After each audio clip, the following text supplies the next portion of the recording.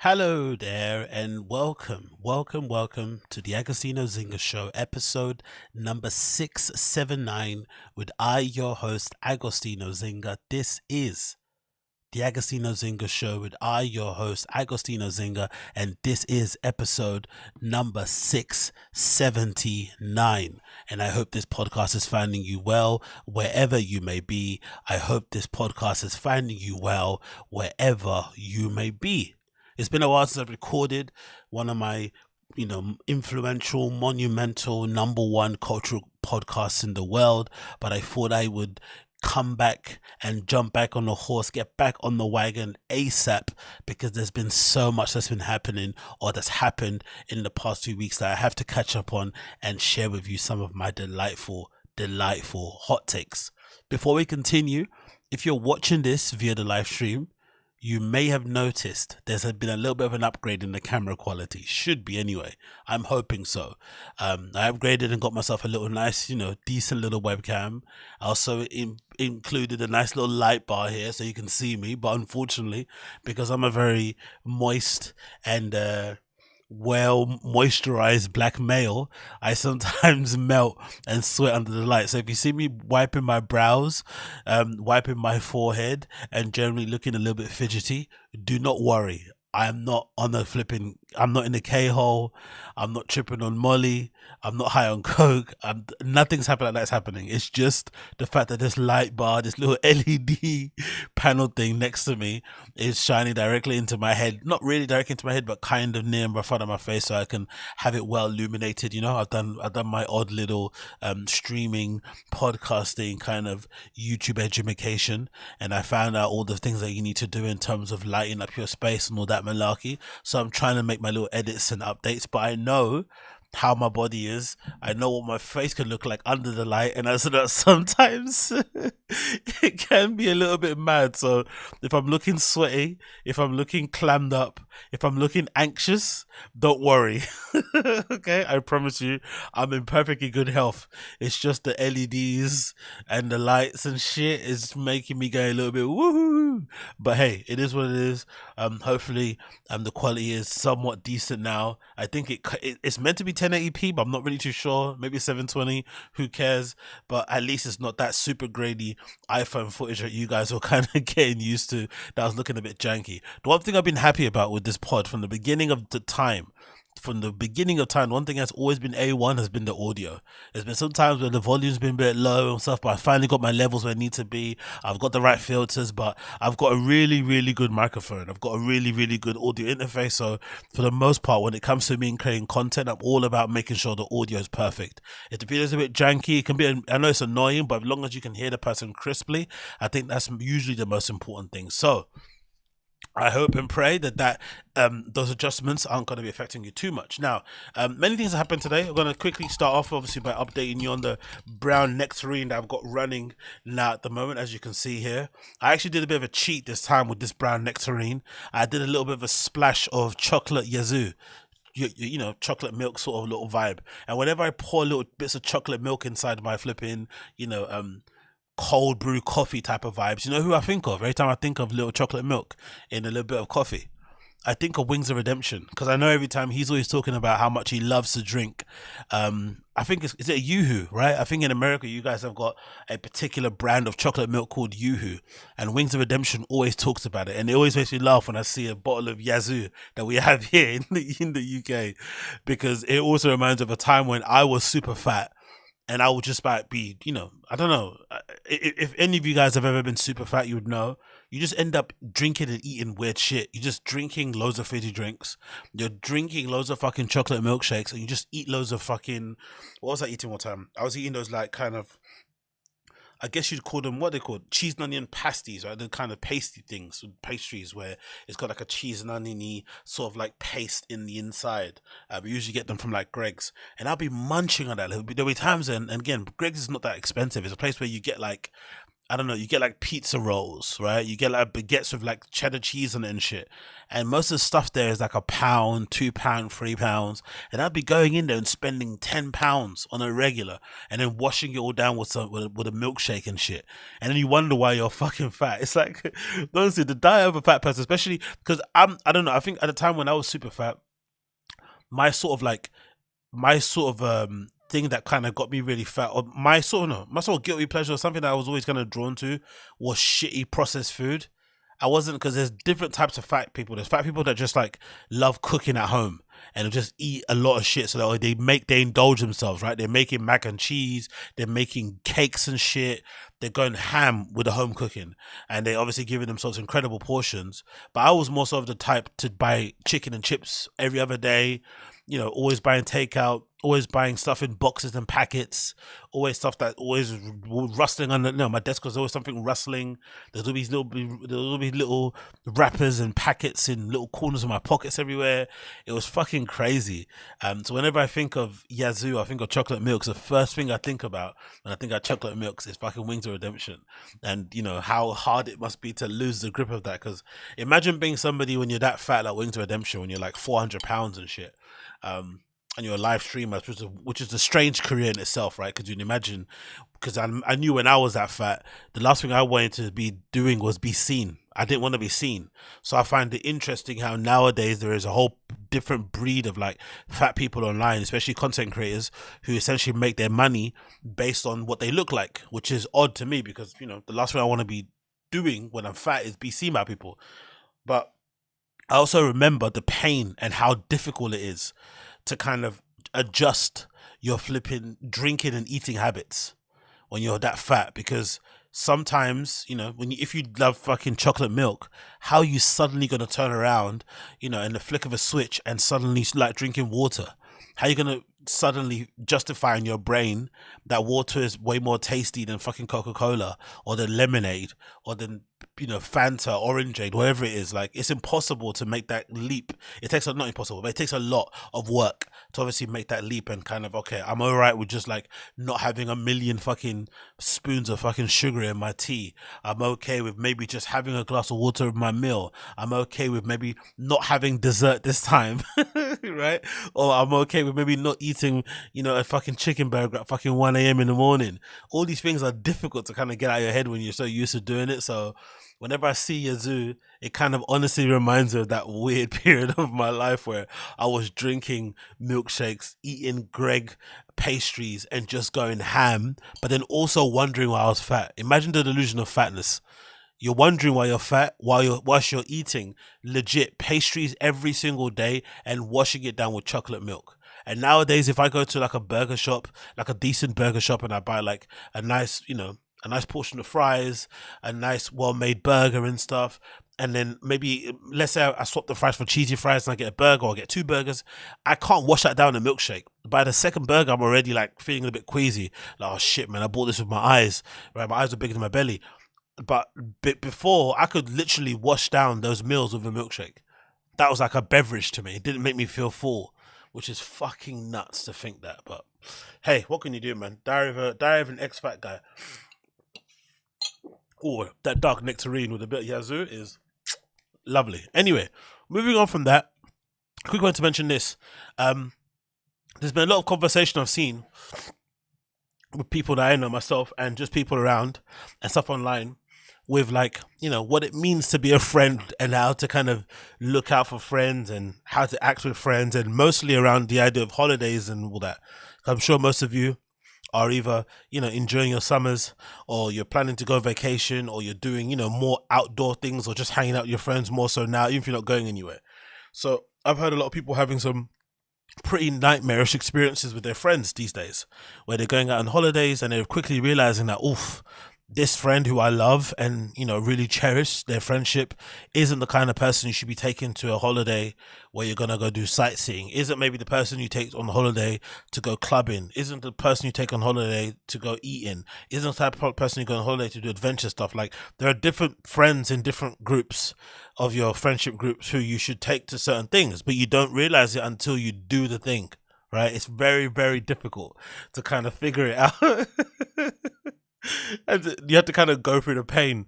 And I remember specifically for me, back in 2018, the first time me and my friend went to Primavera Festival, which is the number one, I'm going to say the number one live music festival in the world. I don't care what anyone says. It's number one, numero uno. It's out there in Barcelona, and it kind of covers every single music genre that you need, from heavy metal to hip hop to pop punk, to country to UK rap to DJs. It's such that everything is covered under that Primavera Sound. It's one of the world best organized festivals. The sound is amazing, the vibes are immaculate. And obviously, it's in Barcelona, one of the best cities in the world, right? For drinking and eating. Fucking fantastic. But one thing we realized pretty quickly, me and my friend went, obviously, and then I think me and my friend went the first time, me and Bobby, and then the second, no, and then that first time, another friend joined in last minute, or tagged along, actually, after we were there. And another time, another friend also tagged along with us.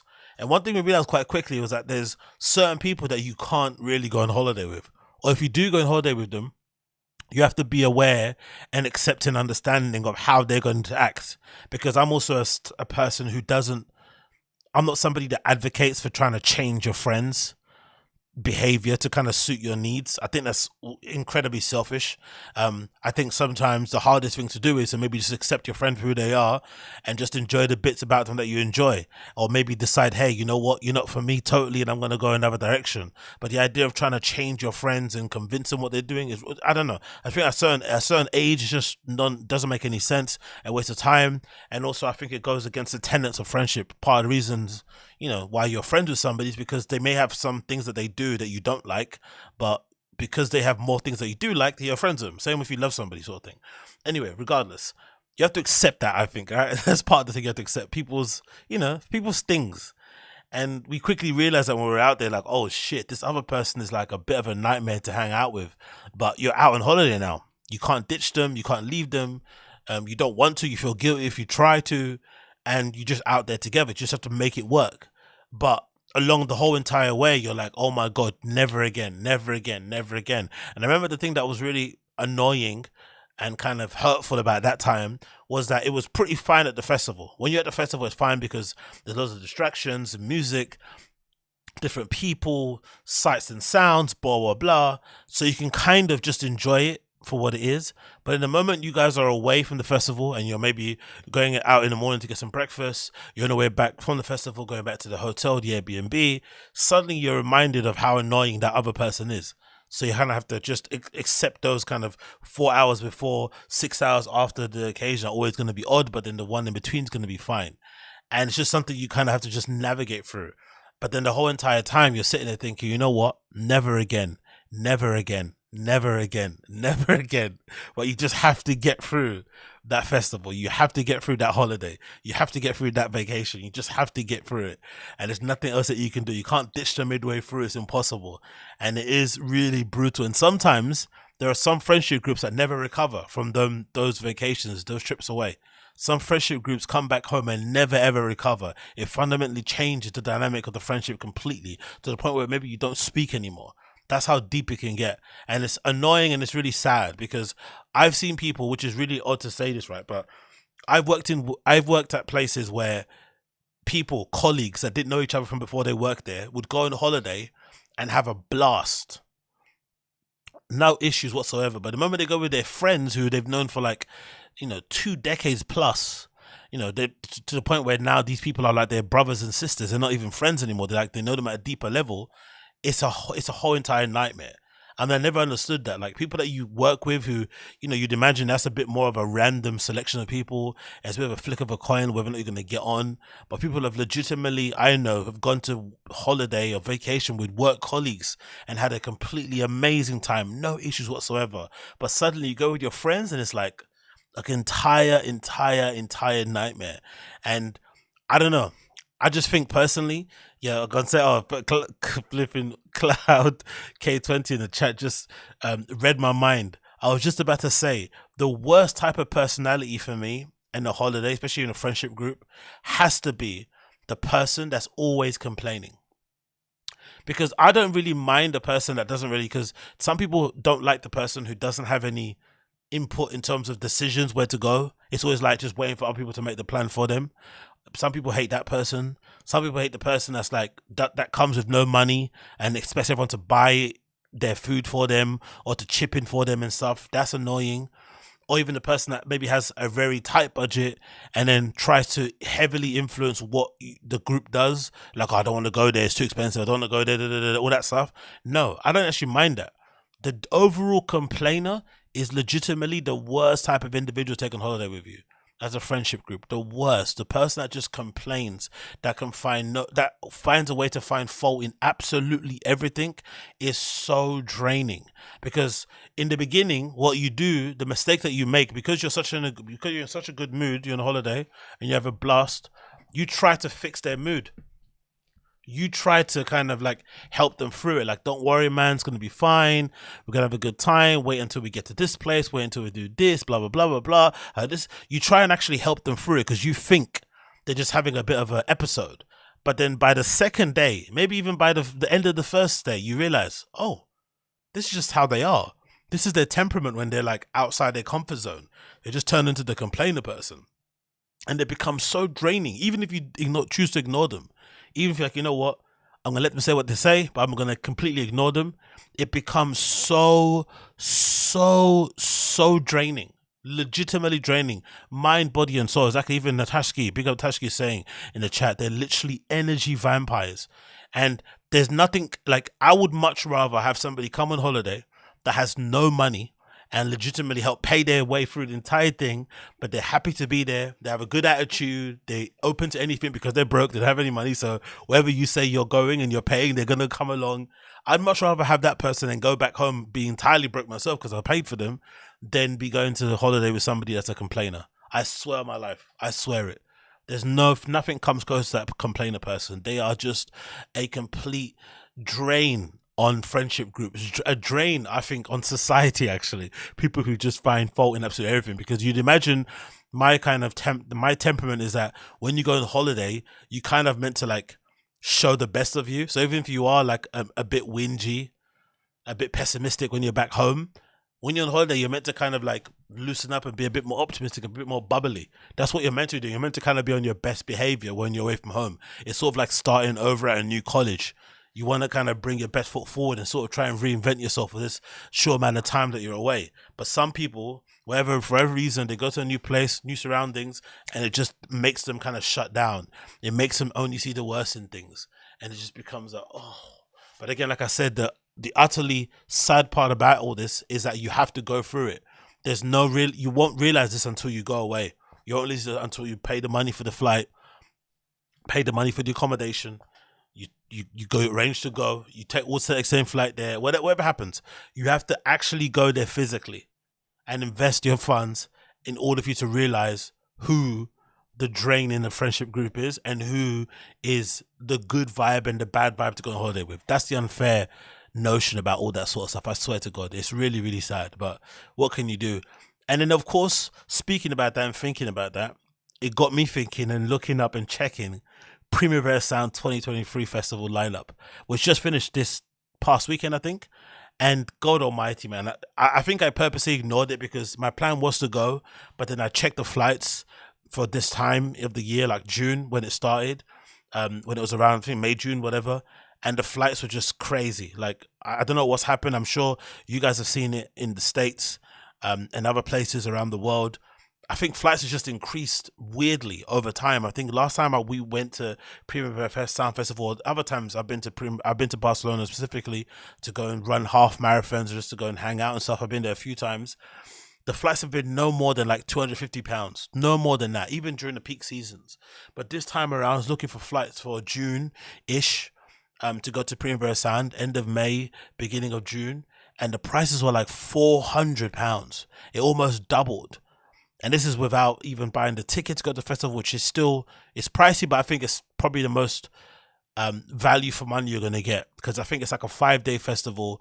It's £250, and it's honestly one of the best cities in the world in terms of food and, you know, gastronomy, I guess you call it, right? In terms of food and drink culture and stuff, it's fucking amazing. Great restaurants, great bars, you know, just sensational. I think the last time we went there in 2018, we kept picking random cool little breakfast spots to go to in the morning to go get like, you know, fucking Spanish omelets and I don't know, fucking peppers and shit, like whatever.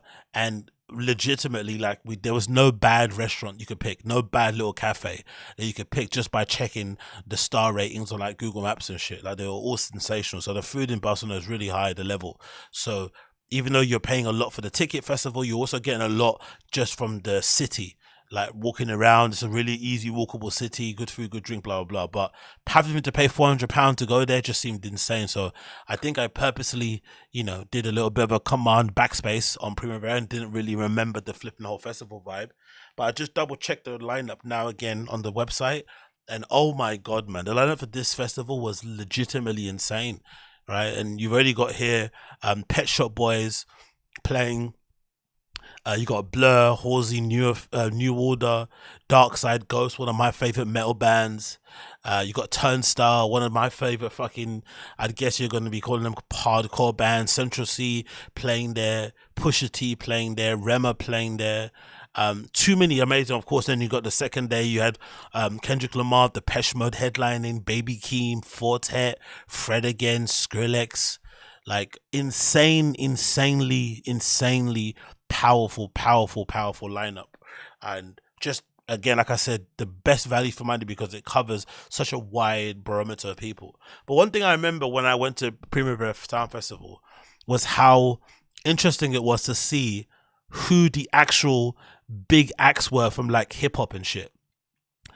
Because sometimes I think, because I consume a lot of American content, I see a lot of these big American rappers on the American side of things playing at like Rolling Loud and stuff. And you think certain people are big, but then there's people that perform at Rolling Loud, then try and do their own tour and it doesn't really sell as well or whatever it may be. And so to realize, oh, there's a difference like in terms of that scale. And then other them to try and like, you know, tour internationally and doesn't do too well. Just to realize like there's a real difference between like being like popular in the US with a certain crowd at a festival, being popular by yourself, touring the country, and also being able to tour the world, the rest of the world, because you know the rest of the world isn't as obsessed with America as maybe America is obsessed with itself, which makes sense. So one thing I realized a lot when I went to Primavera Sound was how popular somebody like an A$AP Rocky was. Because I legitimately was one of those people that always thought like, why does A$AP Rocky keep getting headlining spots at these festivals? Like he hasn't put out an album in years. He hasn't been, I wouldn't say even relevant. He hasn't been as big as he once was many years ago in a long time. Obviously the Rihanna relationship maybe helps things along, but usually no one's booking you for a big festival because you happen to date one of the biggest pop stars in the world. Doesn't make any sense. But when A$AP Rocky touched that stage in Primavera, all my doubts about him went away. The crowd went crazy and I realized, oh, Rocky might not be like the most current rapper in the world, but he's definitely one of the most popular international, because that's an international audience.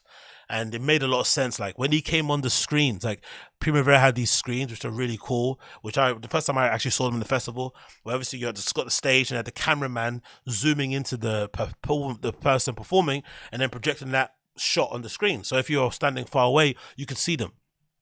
And every time his face came on the fucking screen, the girls would be screaming.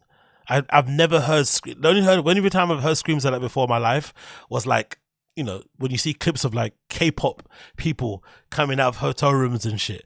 Like honestly, the girls and the gays were legitimately screaming for Rocky. He'd be like on the stage in between the songs, smiling and shit, with all these little, you know, with these fucking grills shining in the sun, in the Barcelona sun, coming on the screen, and then people would be screaming. His tracks would come on, they'd be singing it word for word. I'll be like, oh, that's what a superstar looks like. And again, he's not the most current guy in the world, hasn't had an album out in a long time, no big #1 hits and shit, but still somebody that's been able to kind of sustain a real monumental kind of appeal and pull to people. And one other person who I thought I went to highlight, and I saw a clip just now on YouTube, which is interesting about it, international audience wise, especially for people that are American based, listen to my podcast and stuff. It's interesting to see who is internationally really highly regarded from like American rappers. One person who's supremely popular, especially in the UK, especially in Europe, oddly enough, which I've always kind of never really understood why that's the case, actually, when you consider his content and his lyricism and his perspective is very it's from a very particular way of looking at things as a kind of young black man growing up in LA. It's Kendrick Lamar. Kendrick Lamar is such a big deal in the UK. It's such a big deal in Europe and beyond. People love him here, love him insanely. Like, his tracks come on in like regular bars or regular clubs here in London, full of flipping white people who you think maybe wouldn't give a fuck about him, and they know all the fucking lyrics word for word. And the thing you have to understand, in Europe also, we have an amazing culture, or a thing that we do here, where it's really kind of encouraged for you to go to a festival and a performance and legitimately sing shit word for word.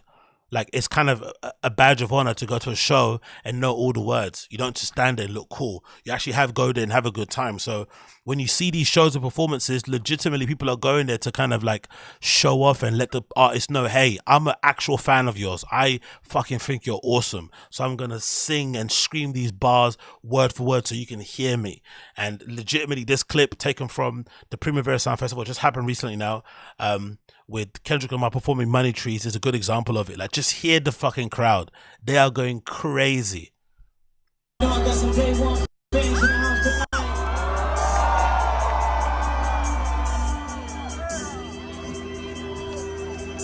see a Barcelona, I know I got some day one fans in the back.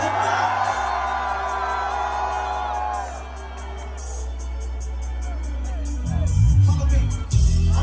Me and my niggas trying to get in the bed. The house can tell me if you got it. Home invasion was persuasive. From 9 to 5, I know we taking the bitch. Keep the living life like rappers do.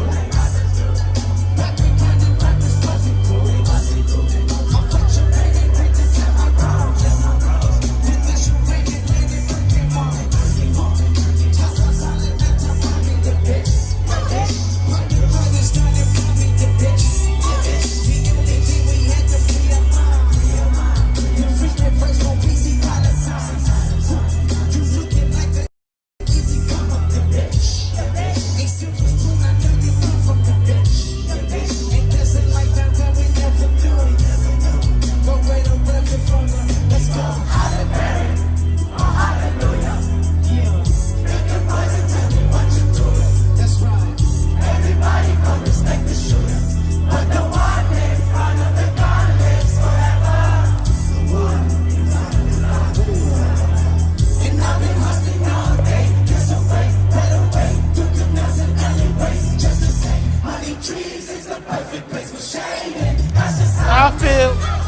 Nah. Kendrick is too hard. Honestly, Kendrick is too hard. It's making me smile so much. It brings back so many. Natasha Cee singing. Yeah, you know it, Natasha. You know.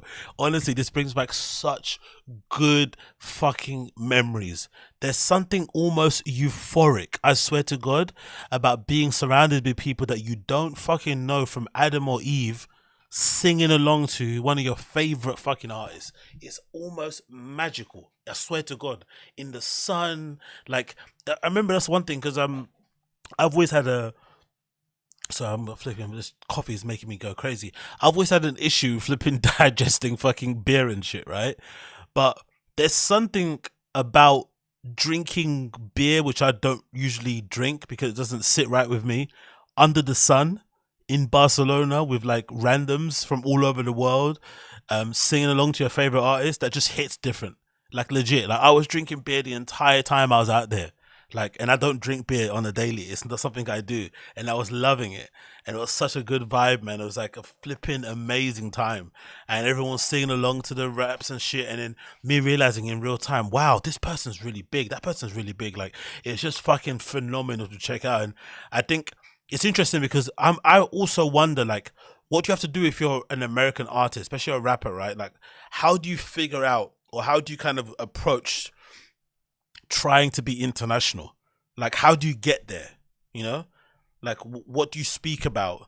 Is it just being entirely authentic about your experience and where you've kind of grown up? Because that's a universal sort of story everyone has, right? Of struggle and pain and disappointment and setback and blah, blah, blah. Is it a particular sound? Is it the way Kendrick enunciates? You know, he's got amazing stage presence. He doesn't dance or do any theatrics on stage, but he can hold and command the entire stage on his own. He enunciates really well. He's obviously very lyrical and, you know, what somewhat intellectual you want to call it, very introspective. I don't know what it is, but it must be cool if you're an American artist that does pretty well home to also come abroad and have the same amount of love, if not more, from people who don't usually get to see all the time. Because, you know, the American audience, you guys get spoiled with these guys because they're home based. They're playing all the time. You know, you can see them whenever. But us Europeans or us people from overseas, we don't really have that option. People don't come here often enough. If they do, they want to, you know, go to do big shows, and they're afraid they book the big shows and it doesn't sell. It looks embarrassing, blah, blah, blah. So it's hard to get these guys to come over. But when they do come over, we let them know, hey, we're happy to have you here. Do you know what I mean? We want you to know that we're big fans. We want to give you that love so that you come back again. And the singing along culture of it is just like supreme, and I can't imagine how amazing that must have felt. But then the other clip that I saw that I thought was even more amazing than that was this clip of Rosalia performing at flipping Primavera Sound Festival. Rosalia performing this special, which the special might be my favorite track from the recent album. It's a fucking bop, right? Absolute bop, right? And can you imagine how electric it must have been to see Rosalia performing, especially when you can think about her career and it's gone, right? She's kind of blown up over the last few years. To see Rosalia performing in her hometown, Barcelona, after the success that she's had, touring the world, doing whatever she's been doing, growing big, getting big, amazing collabos and shit, artistry on fleek, live show going crazy, like all the endorsements, just amazing artist in general. And then to come back home, kind of like a bit of a homecoming, and say, hey, here's what I've been doing since I've been away. Like, hit this one in the Spanish-speaking country. Yo, they are singing this shit word for fucking word. And if you know anything about Rosalia, she has very interesting inflection and enunciations and the way she kind of like, you know, uses her voice as an instrument. And they are doing all of it. All of it. It's fucking incredible. Watch it. Hear this clip.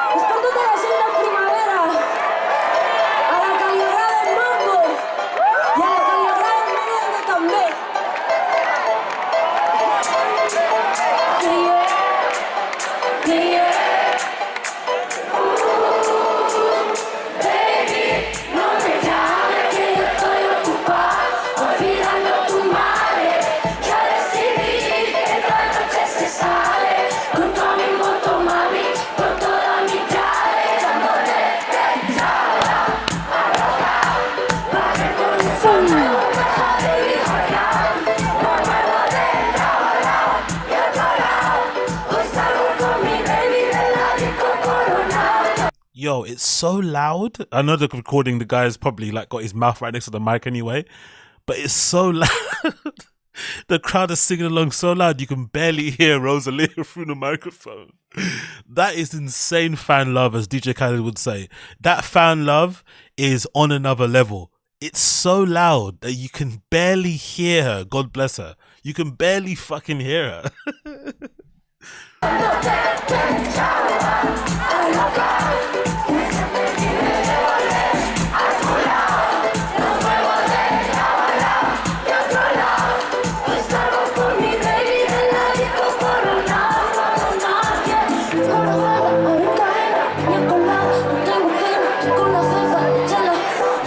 And usually in some cultures, right? In some countries or with some people, usually when it's like a breakdown on a track, you usually let the person do their thing. Like, it's kind of looked down upon. There's been a couple of videos of like Beyonce live, and she's been doing some of her runs, and it's kind of like a not polite thing to do, to kind of like sing along at top of her voice while she's doing her little runs.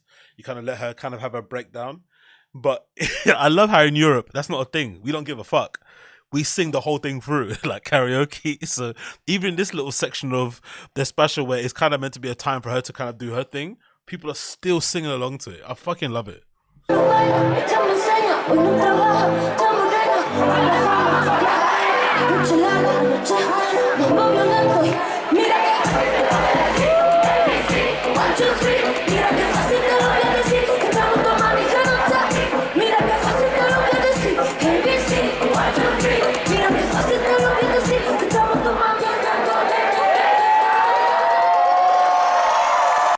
I don't care, man. Honestly, man. I need to get out to festivals ASAP. I'm missing them so much. Hearing people fucking complain about their friends going on holidays and stuff is legitimately making me remember how amazing and how interesting and fun and diabolical and disastrous that first time we went to Primavera was, and one of our friends just went flipping insane. And we just finally, decided, hey, between us, hey, we're not gonna go on holiday with her again. Quietly. And something should probably decide the same thing too. But man, when it works, it fucking works. Honestly, when it works, it fucking works. So yeah, Primavera Sound, one of the best festivals in the world. If you're looking for something to do inside that kind of field, I recommend you check it out, because legitimately is one of the best festivals in the world. I guarantee you it is. So next, moving on, before I continue, actually, let's move on to this one. So I've been listening to this for the past couple of days, and it legitimately is very, very impressive. Because I'm kind of odd in that I don't really like a lot of the UK rap stuff. I don't know what it is. Maybe because my perspective is way too, on the American side of things. So once you hear the UK side of things, you kind of compare it to the American things that you like, and maybe you think it's not on the same level when it clearly is. But whatever, maybe it's just a preference. But obviously, two of the people that I kind of look at and I've been fans of since they've come on the scene, more so with the first person, Dave, and obviously most recently with Central Cee, I kind of like what they've done individually themselves. I've kind of been a fan of what Dave's done project wise, his music wise, in terms of his lyricism is amazing. His videos are always great. He actually performs incredibly well live also, because that's not a given with a lot of these UK rap people and just rappers in general. They're usually not the greatest live performers. But I think this collabo tape, Split Decisions between Dave and Central Cee, is incredibly smart thing to do. The first thing why it's a smart thing to do, which I didn't realize, was that they're both the same age. And oddly enough, they both have birthdays within a day of each other. I think if one person's birthday is on like the 25th, the other person's birthday is 26. So they're like literally a day apart or something. And they're the same age, which I didn't realize, because Central Cee hasn't been that famous for a while, but Dave has. And he's been very successful. I just thought he was older. I didn't know these guys are only 25. So their ceiling is fucking insane. And the potential that they have, in the future, if they continue doing what they're doing now, is ridiculous. Especially when you think about them both being independent. Like, it's wild, right?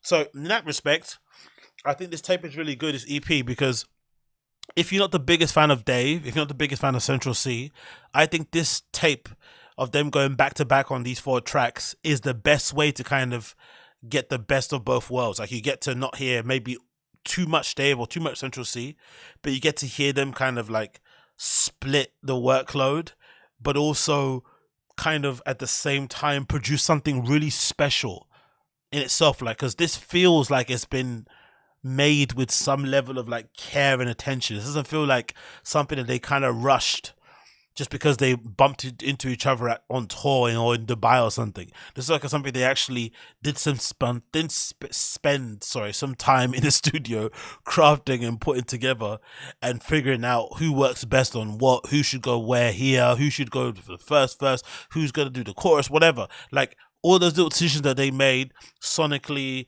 in terms of structure, in terms of production, really kind of enhanced the entire listening experience. And I really enjoyed it. My really interesting track that I absolutely love, which I fucking think is absolutely fire, has to be Trojan Horse, even though the other tracks are probably going to be a lot more popular in terms of the clubs and stuff. But when this first couple of bars kicked in from Dave, because Dave has a really good and interesting way, I think it's similar to like Wretch Free too. He's really amazing at like introspective, sort of like taking you there lyrics that kind of put you in a particular mindset and remind you of where you were at a certain place in time. And when it opens up with this verse from Dave, right, these opening lines legitimately, I had to wheel this up like 2 or 3 times, maybe 5 times in the gym. It starts off with Dave, verse 1. I'm feeling villainous. I couldn't afford them kicks. I had one pair and I cleaned them rigorous. Squeezing Junior, I feel like Vinicius. Are you hearing what he's saying here? I'm feeling villainous. I couldn't afford them kicks. I had one pair and I cleaned them rigorous. Squeezing Junior feel like Vinicius. Young G stupid, but they ain't idiots. It's scary, trap insidious. Yo, I heard those first couple of bars, especially these first opening 2, about couldn't afford them kicks. I had one pair and I cleaned them rigorous. They immediately took me back to like secondary school times where I was like obsessed with sneakers. I still am to a certain extent, but I think back then I would really have called myself a sneakerhead. I had like over 100 pairs. I was buying like pairs every fucking week. You know, getting stuff sent to my mum's house. She was getting pissed off that I was spending all my money on that shit and not fucking, you know, contributing money to the bills or putting money in the electric key and shit. I was going nuts. I was like, but I was one of those weirdos sneakerheads where I didn't have a lot of clothes, but I had loads of shoes. That was one of the most redacted things I did. Like I had like one pair of jeans by like 79 pairs of Air Max 1s or some stupidness, right? But one thing I remember when I first got on my flipping journey of being a sneakerhead was I usually start off with only a couple of shoes. But you care for them and you kind of look after them in a way that's legitimately almost quite sad. The way you look after these shoes, like I would legitimately be wearing them a certain way. I'd be stuffing them with tissue paper before I went to sleep. I'd put them in the freezer sometimes. I'd be using Tipex to clean the soles. I'd be toothbrush cleaning them with maybe dipping the toothbrush in a little bit of a mixture of bleach with some little warm soapy water, like crazy levels to keep these things fresh, so that when it came time to go to like a house, you know, little function, a little house party function, or as the kids call them now, the little motives, you go to a little dance, you go to a little shubs, I was ready to go. Even though, you know, in my head I thought they looked sparkling clean, but most likely they just looked like, you know, really old shoes that had been, you know, cleaned very rigorously. So when I heard this bars, it kind of immediately put me in that flipping place. But throughout the entire thing, one thing I also realized was that I kind of prefer Dave's rapping style to a Central Cee. I found Central Cee to be a little bit more how would I say it? I don't want to say infantile, but it's just not to my taste really how he raps. But I also think Dave is like a perfect conduit. Like weirdly enough, like you would imagine Dave, for how lyrical he is, it would somehow show up Central Cee's kind of limited, you know, lyrical expertise or whatever, right? Because I think Central Cee is more like of a vibes man, which is not a bad thing. But actually, they complement each other really well. It doesn't show him up. It just provides Central Cee a platform to be way more of himself and to kind of show off his kind of strengths. And he kind of really does show up in a really big way on this tape. Like, again, I'm not the biggest Central Cee fan as an artist, but I really was impressed with his performance on this EP. I legitimately was. So if you are looking for something to listen to and you aren't the biggest fan of UK rap, I legitimately encourage you to check out Trojan Horse, or the full EP, Split Decision by Dave and Central Cee. It's only 4 tracks, so you know it's a nice, easy, digestible amount of music to listen to. The cover art is fucking amazing, right? You got this amazing, I forgot what the model of this Ferrari is. Is it F450 or is it a Spider? I forgot what model it is, but I remember having a model version of this as a little toy car back in the day, but I forgot the actual model of it because I'm not a biggest car guy. But this picture is fucking incredible of this crane kind of lifting up this Porsche either off the flipping yacht or into the yacht. It's fucking great. So if you legitimately have, you know, your doubts about UK rap, I recommend you check it out. Legitimately check it out. Split Decision by Dave and Central Cee. I've been playing it since it dropped, and I think this EP is fucking flames. I swear to God. People say in chat it's a F450 or F70. Yeah, it's something along the kind. I think it's a F, because I remember the Spider's usually the one that's got it's kind of got like a hammerhead sort of like shape at the front, if I'm not mistaken, and this probably is a bit of a Spider. But what I do remember about this car is that last time I remember seeing it being sold, because I think not many of them were made, I think a brand new one was going for like $1 million plus or something like that, crazy, which is ridiculous. But it definitely is something that, you know, a lot of car collectors would obviously have on their fucking bucket list of cars to kind of purchase, because Jesus Christos. But yeah, check it out. Split Decision by Dave and Central Cee, out now on all the places that you guys go and check out, music and whatnot. So moving on to that, I quickly wanted to speak about a couple bits and bobs that I saw online from Rick Owens that I kind of got my eye on, that I wanted to purchase, and mostly to do like, very naughty adult things with them.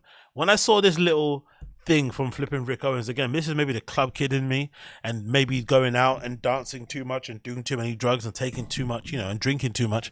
The first thing I thought about when I saw this fucking Rick Owens necklace, right, was that this would be the perfect thing to like spoon fucking Ket when you're in a party or something. That's the first thing I thought about when I saw this. Not that the chain looks pretty interesting, and it's an interesting little charm at the end of it, right, with this little interesting shape that sort of reminds you of some of the interesting pieces of furniture and architecture and stuff and interior that Rick Owens himself is obsessed with, that sort of like brutalist sort of aesthetic that he kind of goes for, right? Not that. The first thing I thought about when I saw this necklace was that this would be the perfect thing to spoon some fucking ketamine quickly whilst you're in the fucking dance club, right, doing your shit. That's the first thing that I thought about. The first thing I thought about is like, hey, that would be a perfect thing to do a little spoon, a little spoon into your flipping nostrils and keep it going. That's the first thing that I thought when I saw this. So that definitely kind of shows you where my mind is, and maybe it kind of shows you where, in terms of being absent and in terms of kind of removing yourself from doing these sort of things, you start imagining what it would be like, doing it with this little 235-pound Rick Owens flipping necklace, right? It's absolutely bizarre. Then the other thing I saw that I actually liked the look of a lot, that I was thinking, this is something that I would actually purchase, actually rock, is this oversized Rick Owens and Champion t-shirt. I think the fit on this is really, really, really nice. This boxy, drapey sort of fit.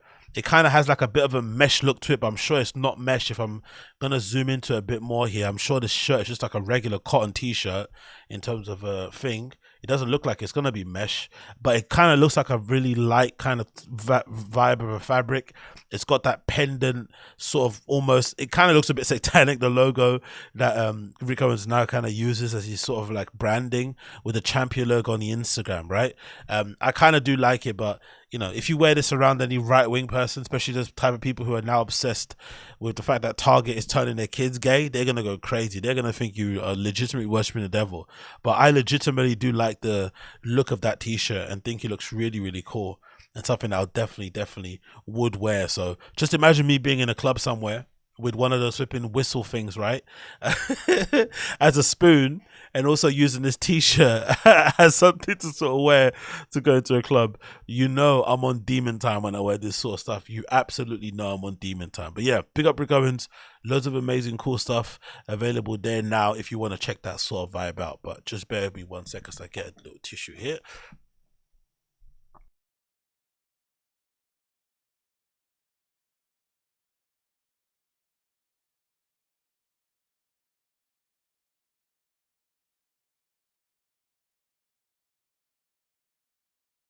And we're back. So another thing I always want to mention quickly here, I think it's interesting to mention here, was this update. And I wonder, what do people that listen to my podcast think about something like this? I'd really be interested to find out, especially those of you who are checking out the show live here via YouTube. There's been this update recently, courtesy of the interwebs, right? Of the one known as Aubrey Drake. Is it Aubrey Drake Graham, or whatever his name is, right? Or Drake in general, right? Has been seen recently sporting some nail polish. And it's kind of caused a bit of an uproar on the internet, which I don't really know why, because, Drake has been very clear and kind of very honest with kind of who he is, like him or lump him in terms of his personality. But for some reason, a lot of people are surprised or annoyed about, the way he's kind of been running around town lately, wearing that shirt recently about having a hard dick, having that necklace where all the diamonds represented all the girls that he had proposed to over the years. I think it was like 42 and whatever. Loads of stuff that people think, I guess, because of his age, that he shouldn't be doing. But I think, he's essentially like a real life bachelor, rock star type of dude, living basically his best life, being the #1 artist in the world. it's kind of makes sense that he's kind of doing this sort of stuff. I think if you were that person, you'd probably do the same sort of thing too. But the funny thing is, now you're seeing like, him taking the final steps, right? Of kind of approaching that, what do you call it? Legendary fuckboy status, or whatever that may be, right? By painting his nails now. And a lot of people have had some issues with it.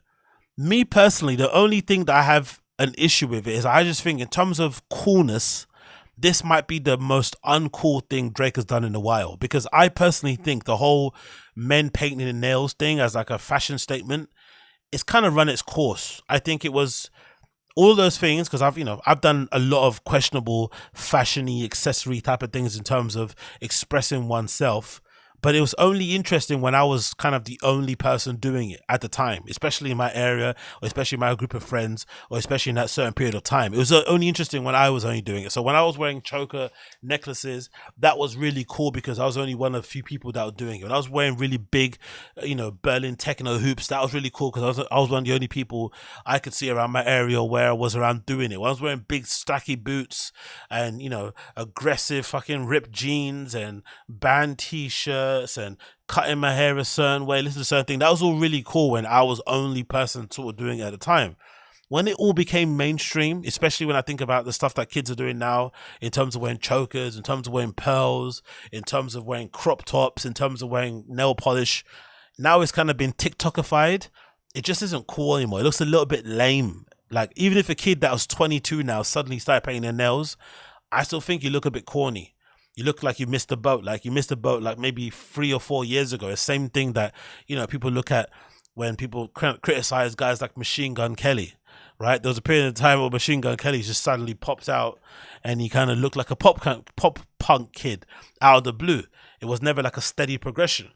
And I think with Drake, it's sort of like the same sort of thing. It's like not the coolest thing to do, but it's also clearly, I think, more so evidence of him maybe just becoming more comfortable with himself.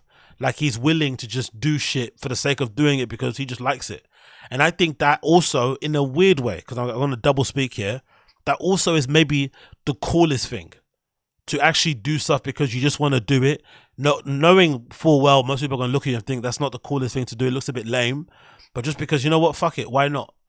And personally, in terms of optics, I love the duality and the contrast between wearing a state property, romper, onesie, whatever he's got on here, an oversized shirt, and having the nails done in painted yellow. I think that's incredible. That friction going on between those two opposing kind of like trends and motifs and what they represent to the culture and stuff is fucking amazing. Like the number one rapper, the number one hip hop artist in the world wearing a state property shirt, a group, known for fucking being the fucking, realist people out there in terms of, what they rapped about and living their raps, and then painting your nails. Like, I think that duality is fucking incredible. But it's also just funny because if you look deep at it, another this other picture here on the left hand side, so he's got all these nails are painted yellow, but then on the left hand side he's got his finger that would be his ring finger, right? That's the funny thing. The finger that would be his ring finger is painted blue. Obviously maybe to symbolize, love and engagement and shit, like, just regular things that you would imagine a mixed race guy would love, right? Like mixed race boys, especially in London, they love baby blue. They love being sweet boys, and he has that kind of element about him, right? The massive diamonds in his ears, the kind of beads at the end of his fucking braids, and then the little blue hit here on his wedding band finger. That's the only thing that's funny. But if it was me and I was gonna go about, getting my nails polished, actually getting my nails colored with nail polish, the only thing that I would contemplate doing is maybe getting like a particular nail done, like maybe getting the thumb and the pinky or something. But I think the idea of having like a full set painted nowadays is just a little bit naff, a little bit lame. I used to do that, I don't know, maybe like 5 to 6, 7 years ago. I think you could see other episodes of the Agostinho Zinga show where I used to do it, like usually on my way out, sometimes wearing my fucking cut off band t-shirts, and you can see why I move my hands around that I've got my nails polished, but it was never really that big of a deal. It was just a sort of lifestyle that I was kind of living at the time. But I did that a long time ago, but I would never kind of now start doing it now because it become in trend again. It just feels a little bit ridiculous, a little bit lame. Another thing I thought as well that kind of hurts him in this respect might be the fact that his nail shape is a little bit small, isn't it? He's got like really small hands, and his nails seem to be really small. So I don't know what that bit of your nail is called. Is it the cuticle? I don't know whether the nail size of it is called, right? It's just a bit small and dainty looking. So when you paint it, it kind of just highlights how small your nails look and how small your hands look. And it also puts a lot of like attention onto your hands. And one thing I've noticed over the years, if you look at Drake's fucking hands, like he's got the hands of somebody that's a multi-millionaire going to be a billionaire. He's got billionaire hands. His hands look like he has never done a hard day's work in his entire life. Like his hands look fucking buttery soft. Like it's insane how lovely his hands look. And it's funny because he's got the complete opposite of my hands, where my hands are fucking huge and covered in fucking calluses from fucking weightlifting and just being a fucking animal and touching shit and falling over and skating and playing football. Like my hands are just covered in scars and dents and all this sort of shit, right? And Drake's hands are legitimately look soft. They look baby soft, legitimately. So that contrast of having your nails done and having really soft, dainty hands as a man, it just kind of makes it look a bit funny. But I also, like I said, rate the confidence to do it now, because the nail polish thing, I think, is kind of dusted, similar to wearing like chokers, similar to wearing crop tops as a dude. That kind of whole thing is a bit done for. But the fact that he's doing it now is also a little bit cool, because he's just doing it because he loves it. But because if you scroll back up towards the top here, you got here a picture of him with two hands. You got here a picture of like various people in hip hop. NBA Youngboy here on one side, and A$AP Rocky on the other side were doing their nails. And I think the A$AP Rocky side of doing his nails, where he uses his nails as like a canvas to have like different bits of art painted on them or whatever they do. That's pretty cool. I still wouldn't do it. Again, I purposely would get probably the pinky done and maybe a thumb, or maybe get the whatever, just two fingers. I don't know, there's something really cool about having like two fingers done really well or something. The idea of like doing it all over your fingers is a little bit, I don't know, a little bit infantile, a little bit kiddish. But again, NBA Youngboy is fairly young. I think he might be under 25 years old, so that makes complete sense. And he also comes from a particular, you know, a whole different type of upbringing. So him kind of embracing that side of things is a bit, you know, it has a different sort of meaning towards it. But I think the rest of it is just, I don't know. There's something just ultimately, I think, lame about it, in my opinion. It's just something kind of lame about it now. It kind of's gone a bit too pop. It's gone a bit too TikTokified. But it's just hilarious to the optics of like seeing like what's Drake now? A 35-year-old man, maybe more than that. Like, you know, decide to paint their nails and go that kind of route. And who knows? Who do we have to blame? Do we have to, like I said in the title here, do we have to blame Lil Yachty? Or do we just, you know, let the guy live and let him enjoy everything and do what he's doing? Because that is, you know, one of the things that you should be doing if you've got fuck you money. You should be living life exactly as you choose to live life, and not, you know, being bothered about what some random people on the internet think about you and stuff. You should be living it exactly how you want to live it. So maybe Drake is living his truth and doing his thing, and we're just absolute haters. We're just absolute haters. I don't know. I don't bloody know. Next one, let's talk about this quickly, this topic. DJ Akademiks recently had to hold a bit of an L, which he took with, you know, zero grace, really. But it was hilarious to watch this play out in real time, because in my position, or from my opinion, I've always been a little bit perturbed as to why the guy seems to be super obsessed with like metrics, numbers and sales and shit. He's probably the person that's been responsible with artists kind of being obsessed with first week sales and platinum this and all this malarkey as a metric of like success, when in reality it should be more of a focus on the artistry. And I think it's had a detrimental effect on the music. I know it's not all Akademiks' fault. It's mostly, I think, also the fault of like the digital streaming platforms, because they kind of incentivize people to put out more tunes, to put out longer songs, to make albums way longer than what they need to be, to increase people's, you know, ability to maybe stay on the apps, to stream more music in order for the artists to make more money, because the splits aren't the greatest. So it's a whole cyclical thing. Like everyone plays a role in it, but it's just a shame to see a whole younger generation of kids growing up in hip hop and shit and R&B who are using, or who see Akademiks as like the #1 platform for media and stuff, and maybe somebody as a bit of a gatekeeper and a tastemaker in the scene, be so obsessed with numbers all the time. And that kind of be the number one thing they kind of, have in mind when they put in projects or music together. We have to think about numbers, when the artistry has to suffer.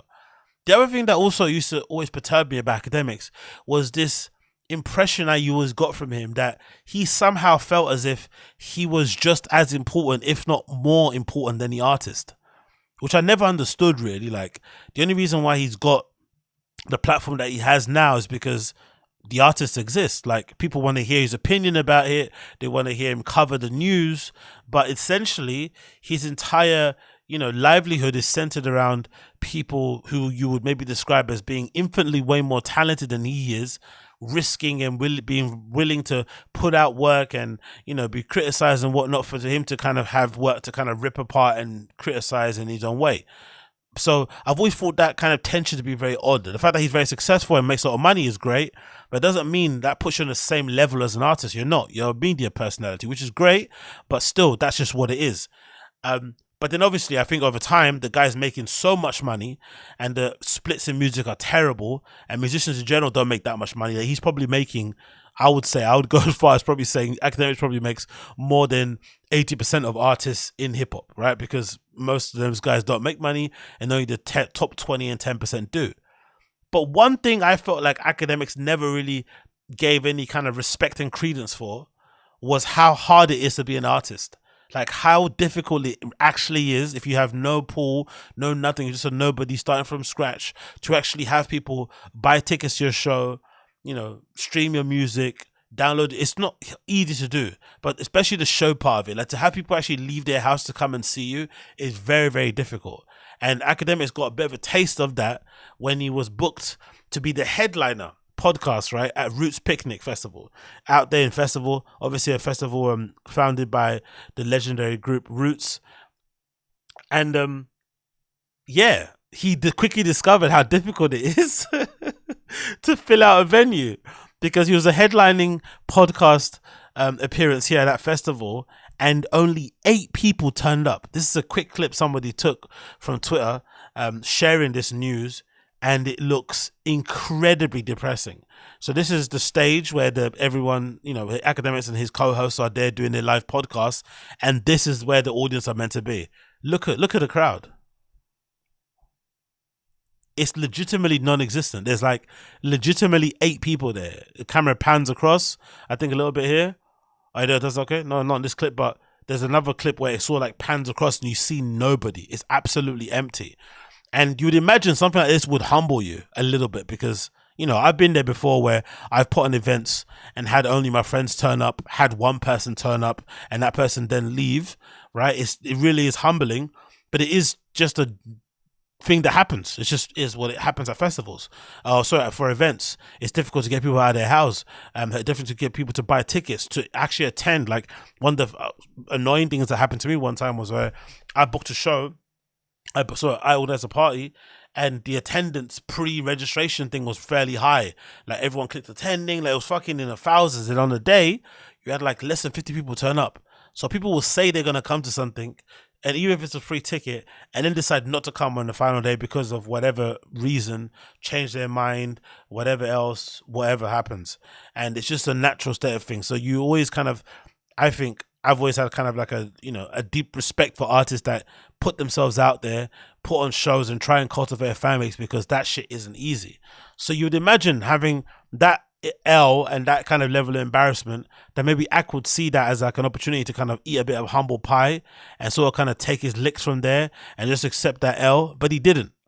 He kind of went on his podcast or his live stream and essentially did a lot of flipping capping, a lot of coping, and just rambled and ranted and raved, and just trying to justify why he had 8 people at his show. And this is a small little section I'll play from his live stream, taken from his YouTube channel, King Akademiks, where he tries to address it. And just hear his tone, right? So 8 people turn up to his live show. No one's there. Everyone sees the pictures, the videos of it. It's kind of embarrassing. Just take the L, especially with somebody like him whose whole career has been centered on dunking on and, you know, teasing and insulting rappers who don't sell a particular amount or who don't get people at their shows. You put on the show or you get booked for a show and now, you know, you're not able to kind of fill it out and you get 8 people. You'd imagine his response would be a little bit more humble. But hear how he tries to justify this. Here. Come on. All right. Okay. Is everybody here? We're gonna address the big shit immediately. Let me always just tell y'all this. First and foremost, my name is Big Akademiks, okay? Let me tell you also this. You know, I ain't no cocky shit nothing like that. Ain't no online nigga could talk shit about me. I created you. Without me, nigga, I'm like Soulja Boy and Chief Keef rolled up in one, nigga.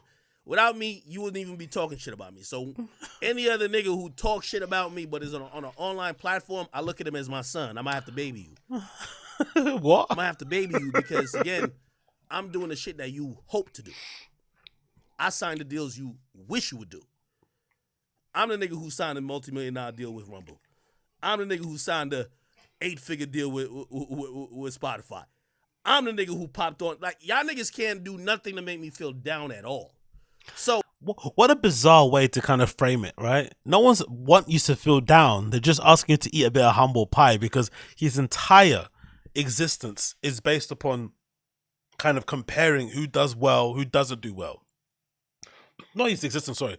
The theme of his kind of way of reporting on the news is mostly about the metrics. It's very rarely about like what is sounding great, right? What's actually a good song. Like who's a good artist? Like it's mostly about the metric, which is what it is, isn't it? Because, you know, in some cases, being about the metrics and caring about who's number one is also going to make you, by, you know, proxy, cover the best people. But in this moment, if only 8 people turn up to a show, you just have to eat a bit of humble pie. You have to just be like, okay, cool, my bad, take that and the L, move as it is. But this entire segment, it was like I think longer than this actually, the live stream. But only until the middle section did he finally kind of fess up and say, yeah, okay, I'll take the L, I accept it. But along the way, he pulled everyone else along down with him. He blamed Roots Picnic for booking him as a headliner and then having him perform at the same time as Lil Uzi Vert. He blamed the fact that it was in Philly. Like he was dragging everybody down with him. And one thing that I've heard him say that I thought pretty dumb was that he was like, oh, I don't care anyway, they paid me 30 grand. Now, some people didn't believe he got paid 30 grand. I did. I don't think he's got a reason to lie. And also people really underestimate how much money these festivals are able to pay people.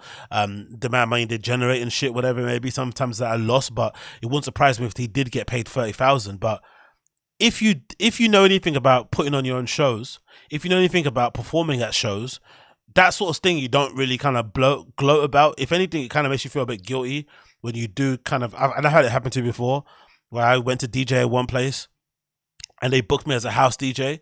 And I guess I didn't know, or I didn't ask, I didn't make the correct flipping inquiries. But when I got there, my version of house was like Chicago house, right? It was like, which I think is better house, right?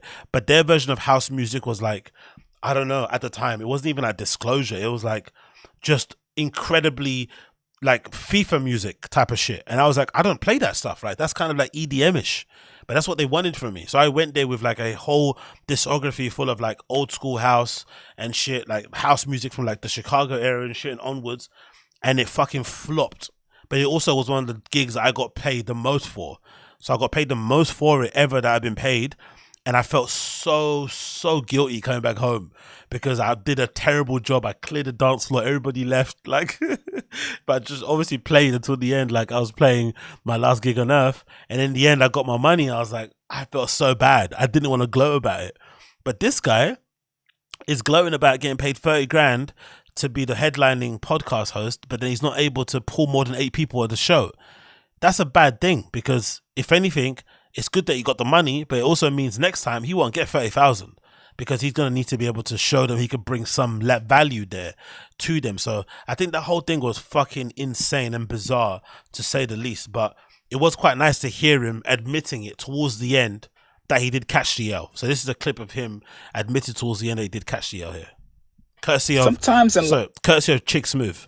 life, we all have to eat a slice of humble pie. Today, it was DJ Akademiks' turn to have a slice of humble pie. Now, Akademiks, who brags and boasts and also lives and dies by numbers, the numbers did not work out in his favor this time. So Akademiks was headlining the podcast stage at the Roots Picnic. Somebody put out the footage today that pretty much showed Ak on stage and maybe 8 to 10 people listening to the podcast. Now, you guys know Ak always clowns the Rory and Mal. Last year, Rory and Mal had a podcast stage at the Roots Picnic, and this is what their stage looked like. And also, Summer Walker was performing at the same time. They were still able to hold a decent, sizable crowd. Now, while Now, the funny thing about this, what Chick Smooth mentions, is that Akademiks has had an ongoing beef with Rory and Mal, Joe Budden podcast host. Like, he hates Rory probably more, but he's been beefing these guys from the get-go. And they don't really respond to him too much. Rory probably more than more. But it must be so sweet if you're somebody that doesn't really like going back and forth with somebody, where you're able to kind of succeed. As your response is your success. They keep going at you. They keep catching L's. And you keep responding by just doing better and better and better. So you don't respond to their fucking insults. You don't respond to their stuff that they're saying about you. You just keep it stum. You keep it cute. And you just keep performing. You just keep showing out. You just keep catching W's while they keep catching L's. That must be so sweet. Because for sure, Ak was putting a pressure on them online with how he was speaking about them, how disrespectful he was. And then for him to go to the same show, the same festival the next year, get booked as a headliner, and then not be able to pull more than 8 people is insane. And then him using the excuse that, Louis Uzi Vert was playing at the same time is nonsense, because at the same time that they were playing, Erykah Badu was on, right? So you can imagine the pressure they had to kind of maintain a certain crowd, because if you've been to a festival, you'd know the festival grounds, there's different stages, and sometimes acts on different stages clash. But if you like the act enough, you'll just stay there. So if you have fans and they want to see you, they will come and see you. It's not just because, they all listen to Lil Uzi Vert. That's a nonsense excuse. Akademiks was performing. Apparently Uzi was already performing. So some people are shooting him bail saying, well, if you listen to Uzi, then you probably watch Akademiks. So if you had to pick between Uzi and Akademiks, obviously you'd go with Uzi. But at the end of the day, these are all excuses. If you're headlining a podcast stage, people should be coming there to see you. Now tonight on his live stream, Akademiks addressed this. And I do like Akademiks, but sometimes he just comes off a little bit delusional. For the first 30 minutes of his stream, he gave excuses, gave a whole lot of money talk. He gave 1,000,001 reasons why no one came to his podcast show. It wasn't until 30 minutes after his chat kept telling him, bro, just admit it, you flopped. And there's nothing wrong with flopping. When Ak realized his fans were not stupid anymore, that's when he finally admitted it. Here's what he said. Dirk flopped and I flopped. Dirk flopped and I flopped. Hey, okay. I'm gonna take my flop. I'm gonna take my flop. I'm taking my flop. Okay, I'm taking my flop. It's cool. And the reason why, I'm gonna tell you why, again, even though I did give excuses, the reason why I'm gonna stand on my flop and I'm gonna take it is because when another nigga flop, I don't like hearing excuses. When another nigga flop, I don't want him to say, oh, my label ain't push it. When Youngboy flop, I don't want to hear him like, oh, my Instagram wasn't up. I don't want to hear it. So I'm going to stand on my flop and I'm going to take that shit.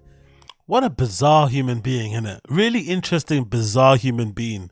Like, imagine having that easily demonstratable flop that you should just be able to take with grace. Like, because there's many sort of like extenuating circumstances that would maybe explain this, because I listen to a lot of Ak content and I didn't really hear him promote this show, right? It's not his show. It's a podcast stage at a festival, music festival like that. He also is a very online heavy person. His fan base, I would assume, don't really go to festivals, let alone the Roots Picnic, right? That's a very, you'd imagine a bit more of an older crowd. So it makes sense why Rory and Mal's podcast would have done a lot better there than his would have done. But still, all those things don't excuse the fact that you only had 8 people willing to listen to you during the peak set times or whatever the show was on. That's still like an L you have to kind of hold. And it's okay because there's reasons for it, but it's still an L you should just take with grace.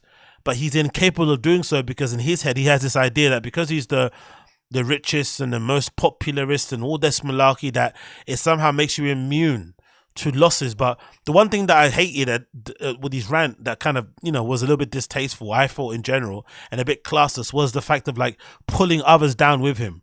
Or because Lil Durk only sold 120,000 first week and it was meant to be sold 145, that somehow him and Lil Durk are comparable. Like, because Lil Durk technically flopped because he expected to sell more and he sold 20,000 less, whatever, all boohoo, that is somehow comparable. Like, dragging others down with him to make himself feel better is very, very, very bizarre. But ultimately, we know behind all the bravado that he knows that he flopped. He knows he did. There's no denying that. He knows he flopped. He knows it didn't go well. You just take that L on the chin. It should be a humbling experience. It probably won't be. I think if you're the last thing you do, I think he mentioned at the end of the clip that he's now going to go out and book free shows. I think he says he's going to do them in LA, New York, and like Miami. Markets that he should do well at to kind of, get back and rewrite this wrong. I think he should just not focus on that, because he's focused, and the thing that's made him the most money and made him successful and clearly people love the most is how good he is at online content. Just focus on that. You're not like a live experience IRL community type person. It's not going to happen. I'm sure the Akademiks chat niggas Discord group is fucking huge. I don't think any reason why anyone should expect that Discord group or those online guys in the flipping chat or in the comments should be any reflection of just his fan base in real life. I don't think they are like that. And I think there are a lot of, the other thing as well about Akademiks, he probably doesn't realize, there's a lot of Akademiks fans out there who are secret Akademiks fans. He says it himself. He has rappers, they're not willing to sort of like, say, hey, I'm a big fan of your show, blah, blah, blah, and let it be known. They just kind of tell him in secret. And I'm sure there's fans who watch the show who are also like that. So they kind of like, he's sort of like their guilty pleasure. So imagine having a very online fan base, a very young fan base, a fan base also that's a bit ashamed of being a fan of yours, and then trying to book a live show. It's not going to go as well as you think it's going to go. And maybe he's starting to realize now, and should put a lot more respect on what it is to be an artist and how hard it is. Like the struggle of actually getting people to listen to your music, to buy your songs, to download your albums. It's not easy. And I think that should be something that should go more in his kind of, it should come into consideration more when he's going on these rants, criticizing people, just talking about people or whatever it may be. Because this obsession with metrics is nonsense, because the vast majority of artists, they can't rely on metrics to pay their bills. They have to rely on other things. They can't really use them to any kind of significant benefit because they're not part of the machine, or they're not the priority. There's loads of things that kind of go on there. Issues in terms of with the label, in ownership, in contracts, and whatever. So all those things sort of affect people's ability to sort of like sell a certain amount. So hopefully this is a wake up call and lesson, and he kind of understands that and is maybe willing to be a little bit more charitable with these artists and not be so critical when they don't sell a particular amount. Because hey, being an artist and getting people to actually give a shit about what you do and turn up is really, really fucking difficult. Trust me, I've been there. So moving on from that one. Oh, and another thing I want to talk about quickly about is actually to end this Akademiks thing. What's the deal with DJ Akademiks and girls? One thing that I thought that's always been very striking and obvious to me has been that part of the reason why I kind of find it hard to kind of get into Ak was that he was just he still is incredibly lame, incredibly dorky, and clearly somebody who like never really got any girls when he was like growing up, and like essentially used the success and the notoriety to kind of excuse for maybe his inability to be cool in school and to get girls. And now that he's got money, he kind of feels like, that gives him the ability to kind of like, shoot his shit and let his kind of nuts hang, for lack of a better term. But you always kind of got that feeling, okay, this is definitely one of those guys that was never cool, never that popular, never really had friends like that. People maybe looked down upon him in a certain time. And now it's sort of like a Revenge of the Nerds situation where he's kind of, ready to kind of enact revenge on people who didn't look at him really well because now he's got money. But another thing that's really interesting about him, right, that's really interesting, is his kind of perspective on women. Because he had this thing he used to do where he was like hard on thoughts. And his idea behind it was like, oh, you should never trick on a girl. You should never be buying her stuff. Like, treat women I don't know, I just not say disposable, but you know, make it hard for them to get stuff out of you or not give them any money or I don't know, just whatever. It was a weird kind of perspective on things because you would think someone like him would be somebody that would benefit from like simp trick sort of like culture and lifestyle, because no one's going to be attracted to him based on his looks and personality, because you know he's kind of fat, not the cutest guy in the world, and is a bit of a dork. So you'd imagine a lot of women wouldn't be into him off the bat off that, so he has to use his money and success to kind of get them, which is not a bad thing. I don't think that's a bad thing. I think you always should use the tools at your disposal to get what you need, really and truly. I would never do it personally, but I think if you're somebody that doesn't have the greatest personality, maybe isn't the most physically attractive to most women, but if you have money, why wouldn't you use your money to kind of attract some level of women? But again, he was hard on thoughts. So this update is fucking incredible, right? This is so interesting. Courtesy of this Instagram account called Rappers Down Bad, which is absolutely amazing. It says here as a caption, right, on the image of Ak, Hard on Thoughts movement creator DJ Akademiks forgives his ex after she assaulted his mum, accused him of being physically abusive, and exposed a personal prescription bottle of his. They are now back together and he's paying her $30,000 a month. And it says in the caption, DJ Akademiks forgives Che Glizzy after exposing him and assaulting him and his mother. He is now paying her $30,000 per month. I'm interested to know, what do you guys think is the reason why someone like this, and I've always said this because I don't blame the women, why would somebody like Ak be attracted to girls like this lady that he's allegedly involved in? Like, because he seems to like these like ratchet hood girls who are very, I wouldn't say cold, they've lived a life, you know, they've lived a real life, they've seen real things, and they know how to get the most out of life. Despite maybe not having the best upbringing, despite not maybe having the best resources, they know how to kind of like get shit out of men and shit. They're very good at what they do.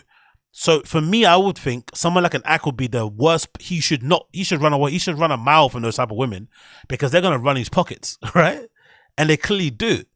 But he seems to clearly have a thing for them. Like, he is drawn to that level of a woman. And part of me thought earlier today that I wonder if the reason why he's attracted to those kind of girls is because most of them, again, it's not saying most of them, but the ones that he likes anyway, they're kind of ugly too, in their own way. Personality, physically, face-wise, they're not the most cutest girls in the world, right? They're no Victoria's Secret's model or whatnot.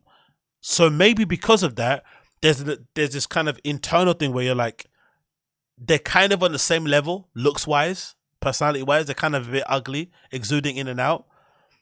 But, you know, the thing that I'm saying on my end is that the girl is like, she's lived a more real life. Like, she's seen some shit, so she's gonna run your pockets.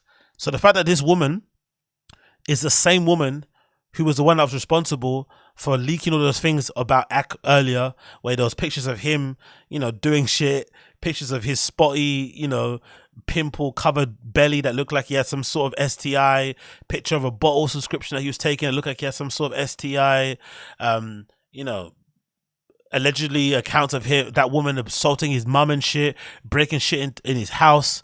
And now the recent update about this, just to kind of end this, is that this same girl is also the same girl who allegedly has now turned off Akademiks' Wi-Fi. This girl has turned off his fucking Wi-Fi allegedly. Like, she's in the house now. I think she's refusing to leave his home, and she's turned off and shut off the Wi-Fi in Akademiks' house. Like, can you imagine? Can you imagine that being your life? Like, can you imagine this girl that you invite into your home is now the person that's you know, responsible for kind of living in your house under hostage of some regards, and is now kind of, oh, there's the picture of the belly and stuff, decided to turn off the Wi-Fi in your home. I think it's fucking fascinating. I really, really do. I know most of you don't care about this sort of stuff, but I legitimately think it's fascinating that Ak is, for some reason, attracted to these women who, for the most part, aren't good for him and are only going to cause him misery and pain. But it's also interesting to see what happens in real life with these people. When you get When you get no joy, no love when you're younger and you're never cool, and then you suddenly get money and you try and flex and use that money as a kind of badge of coolness and try and kind of flex on people that maybe look shit down upon you and all this malarkey, and your views on women are a bit skewed because you don't have much experience with them in real life and all of it's mostly transactional, this is what ends up happening. Like, I couldn't imagine spending 30k on my own, on myself, let alone spending 30k on another person, honestly. And I have expensive taste. Like, I also like designer clothes. I like eating in good places. I like going on holiday a lot. Like, I like doing stuff, right? I like to spend money in my own way. But I couldn't imagine spending 30,000 expenses on my own, on myself, let alone paying somebody 30k a month and being happy with it on top of whatever else they get paid. Like, that to me is wild. Anyway, moving on from that one, went to post this as well. This is a kind of, I think, my last topic for the day, and then I'm going to move on. But this is a really heartbreaking update to kind of provide, because I've been a fan of this guy ever since I sort of stumbled upon him. I'm going to say maybe a little bit before the pandemic, I kind of stumbled upon him and his DJ and his production and whatnot, and essentially his movement that he was kind of creating with his label and the group of artists that he was sort of like working with at the time and DJs and whatnot. I was a real big fan of the guy at that time. And to see sort of like ascent and him being somewhat relatively unknown and then becoming a fucking big star, it was fucking incredible to see. But this update absolutely broke my heart. This is courtesy of Instagram and the account of Michael Bibi. Michael Bibi has let the world know that he has been diagnosed with a very, very rare form of cancer. And he's currently in recovery, but he's going to be taking some time away, of course, to kind of get himself right. The caption says as follows, courtesy of Michael_Bibi_ on Instagram. Hello world. Writing this post is a hard one. Last week, I was diagnosed with CNS lymphoma, a very rare cancer that affects the brain and the spine. Unfortunately, it's moving fast and I have to stay in hospital, starting treatment immediately. Typing this message doesn't quite seem real, and I'm sorry for the bad news. I don't know what lies ahead. I'm tired, but I know I'm strong and I won't let this beat me. I'll be back stronger for you all. Love, Bibi. And if you don't know who Michael Bibi is, he is obviously a very well-known DJ who mostly plays, like, I would say, tech house and house music, but a very, very well-known DJ in his field, and, you know, incredibly young, really kind of still going for it, still creating his own legend in real time, but somebody very, very popular in his kind of genre of music. And, you know, just caught me off guard as well, because, like I said, I've been following his career since, I guess, just before the pandemic, and part of his kind of whole persona and vibe was the fact that he was the kind of guy that you would have maybe bumped into on the dance floor somewhere, and he kind of made good, which is the kind of the perfect story of success for everybody, right, that wants to be a DJ. You sort of like start off, I know for myself anyway, why I'm currently pursuing a career in DJing, is that you start off being somebody who just loves the music. You go out, you're a raver, you're attending parties, you're, you know, cultivating a community around you, connecting with people, understanding what the stuff that you're into, cultivating your own sound, working to be whatever. You just start off being a raver, and then you get into it, and then you kind of decide, oh wow, I can do other things involved in it. I can put on my own events, I can become a DJ, I can be a producer, blah blah blah blah blah. But it always starts off from the dance floor. So when you see somebody make it who kind of looks like you, has a similar sort of vibe, maybe comes from the similar sort of place, had the same sort of story, it kind of fills you with some bit of joy, a little bit, right? Like, oh, sick, he did it, I can do it too. And honestly, Michael Bibi's kind of blow up over the last fucking 10 years has been incredible to watch him go from like 0 to 1 million over such a short period of time. 10 years obviously isn't short, but still, he's been crafting and doing his thing. But this really kind of caught me like off guard, because I didn't know this was a thing. But having checked other DJs that he's kind of, you know, label mates with and friends with and collaborated with, one being Pausa, he was already tweeting about, you know, Michael Bibi and having prayers for him since early May. So this has been the issue for a while. It's just sad really, because this guy's relentless. He's always touring. He's working hard, he parties hard, he plays hard, like he's legitimately one of those type of dudes. So to have this happening at the peak of his career, it's not even a peak actually. He's just getting started, man. He has a long way to go. Must be so upsetting. And for me, looking at it just from my kind of angle and things I've spoken about before, with my kind of love for electronic music and my love for DJing and me pursuing my own career in DJing and just being a part of the scene and going out to parties and stuff, I've had a really hard time, honestly, actually, more than I would care to admit, trying to come to grips with the fact that I have to change a huge part of how I kind of go outside and how I rave, how I party, and having to change a huge part of my personality in the process. Because I think, oddly enough, maybe a huge part of my personality that I never really admitted was the fact that I was the party boy. I was the one always getting on it. I was the one always pushing the limits. I was the one always at all the parties. I was the one that was staying until the end, going to the afters, being a good vibes. And I was thinking about it just now earlier. I was kind of weirdly enough prided myself on always being like, oh yeah, that's the guy, you know, like it's the guy. He's here. He's going to have a big baggie on him. He's going to have extra drugs. He's going to have this. He's going to have that. He's going to be good fun. He's going to have good chat. He's going to be funny. Like I prided myself on being like that guy, which is incredibly lame, incredibly redacted and kind of embarrassing.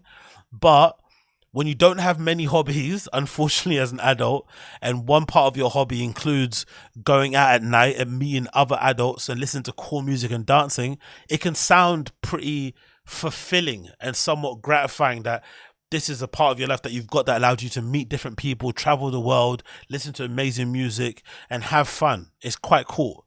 But then obviously the pandemic happens, everything kind of stops, you know, my kind of tempo kind of wanes a little bit. And, you know, things kind of change in terms of my ability to maybe do the stuff that I used to do. And also my interests and stuff also change. My tolerance level change in terms of what I'm able to accept from people around me. And I start to realize, you know what? Maybe I'm just not that guy anymore. And I have to change that part of my life. But it was a huge part of my life for a long time because I was promoting parties. I was DJing. I was attending events. There was a period in my life where I was a club photographer. Like, believe that or not, I was legitimately taking pictures in club nights for people and shit and getting paid. Sometimes just getting free guest lists and getting free drinks and shit or free drugs. So nightlife and dance music and electronic music and DJ culture, all that shit and clubs has been a huge part of my life. And coming from a very conservative, somewhat, you can't do this, you can't do that sort of family, having that sort of outlet when I was a kid to kind of go out and find myself was really important and framed a huge part of my life and actually made me who I am, which is sounds cringy and honestly so lame. I know it's saying this out loud, but for the last couple of years, I had to kind of come to grips with like, you know what? I have to change things because I can't keep this up. Like, I'm not the same guy anymore. I don't want to do it anymore. It's taking me too long to recover. I'm not having as much fun as I was before. I'd rather do it like once or twice a year, if that. And I just need to kind of approach it differently. So it's been difficult to kind of come to grips with. And in this case with Michael Bibi, I'd imagine he's probably the same, if not even more, because, you know, he's a worldwide, well-known, super successful, famous DJ who probably gets to indulge in anything that he wants.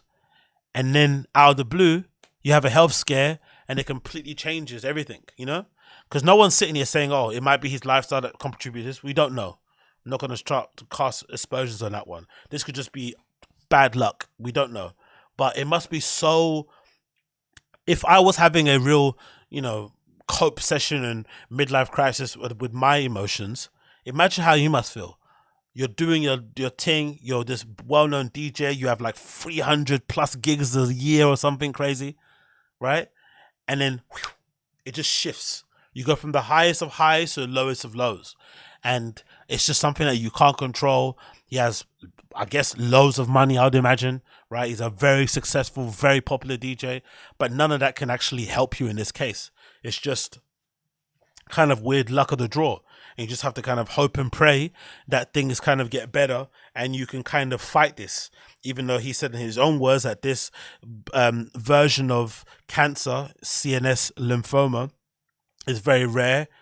And also it's affecting a place like the brain and the spine, which I'd imagine are hard places to treat.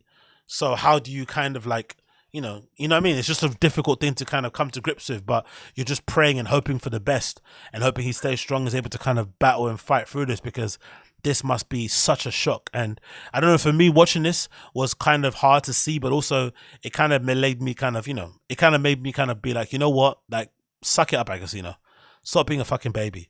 Oh, boo-hoo, you can't go out as much. Boo-hoo, you can't go and get on this one. Boo-hoo, it takes you 10 days to fucking recover after a fucking night out. But at least you are able to make that decision now. It's not like the party is telling you to leave. You're actually actively saying, hey, I'm stepping away. Nothing catastrophically bad has happened. It's just me just saying, you know what? I'm done with this sort of thing, and I'm going to do it another way. So in this case, I think this is a very good cautionary tale, and also more so of a heads up for both people to just, try to focus on their health as much as they can do and have some sort of balance. But I'm also very aware that this could also just be a case of just really unfortunate bad luck, where it had nothing to do with his lifestyle, nothing whatsoever. It just happened out of the blue, and now he has to kind of deal with this whole new reality, when just the other week, just a couple of months ago, he was somewhere on some warm sunny beach and some big festival, his arms out wide, having a great time, and now it all kind of changes. So it can be a bummer, but I'm hoping he gets better soon, hoping this isn't something that is going to be in that way. And I hope he's been able to kind of recover and bounce back from this in any way that he can. But yeah, this just caught me off guard. I was like, fuck, man. Fuck. And the guy's super young as well, has his whole entire life ahead of him. So it's just a really unfortunate kind of, situation that's kind of occurring here in real time. But it's been nice to see the outpouring of support. This is just a screenshot that I obviously have saved here. But if you go on his actual Instagram, there's like, I think last time I checked, there was like, I don't know, I think like 20,000 comments. I kid you not. Already this one has like 500,000 likes. Like loads of people from the community are already pouring their support into him, giving him words of encouragement. I'm sure there are people within the scene who have also had direct experience with people that have suffered from the same diagnosis, giving him maybe words of encouragement, support, advice, recommendations, whatever. So it's nice to see. And I imagine a lot of those people are also people that didn't probably like him.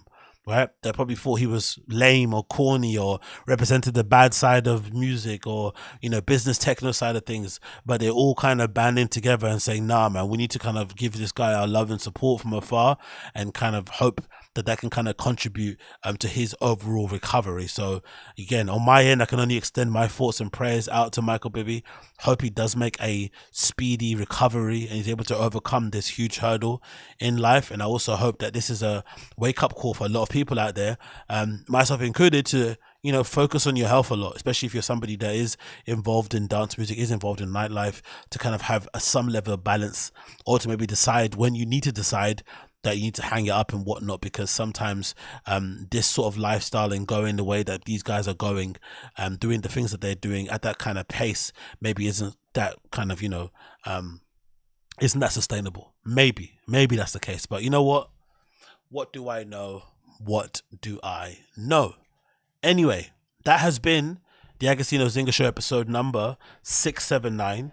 Thank you so much for tuning in. If it's been your first time, I really do appreciate everybody that's been hanging in there with me. It's been a pleasure to have your company. If you've enjoyed the show and you're watching the show live via YouTube, please make sure that you like it as per usual. The vibes, that would be greatly appreciated. If you're listening to this via the podcast app and you can hear the outro song playing really slow underneath my voice right now, then make sure you also jump onto your podcast apps and leave me a 5-star review. That'd be greatly appreciated. But apart from that, I don't ask anything more from you. I'm just happy that you listened and you tuned in with me. It's always my pleasure to share some of this cultural news with you that I'm always obsessed with and care about, and some of the stuff that doesn't make any sort of sense, but you guys kind of still tune in. I really do appreciate that. And yeah, man, for those of you who are listening, I do appreciate it, and I will be seeing you again very, very soon. Thank you everyone that tuned in. Big up the live stream chat. Big up all the people listening onto this after the fact via the audio podcast. I appreciate you as per usual. The song of the day is playing right now, and I'll see you guys again very, very soon. Peace.